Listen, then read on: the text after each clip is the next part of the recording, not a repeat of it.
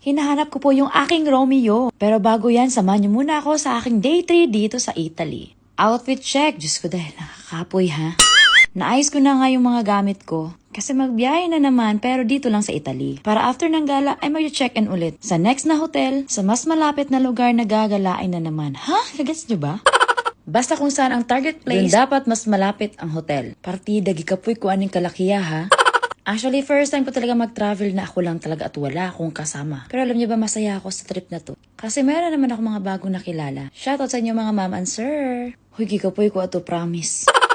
Eto na nga guys, sumakay na nga tayo papuntang Venice. Ganun pa rin po, walang pagbabago, mainit pa rin po guys. Kaya guys, kung Pinoy ka at ayaw mo ng mainit sobra, ay naku, wag kayong pumunta dito ng summer. Eto talaga sobrang galing. Eto nga, nanood nga tayo ng Murano glassmaking. Eto na guys, hindi kompleto yung pagpunta ng Venice kung hindi kayo sasakay nito. Baka may magtanong kung magkano yung pagsakay ng gondola.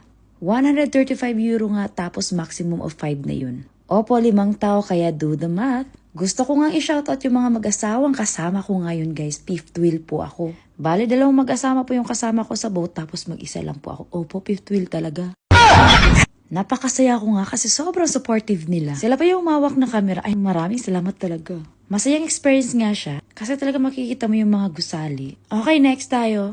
Nasa Verona na nga tayo. Eto na, baka nandito na yung aking Romeo. Ay nako, isa talaga sa mga bucket list ko ang pagpunta sa bahay ni Juliet. Eto nga yung sikat na balcony ni Juliet. Oh, Romeo, Romeo.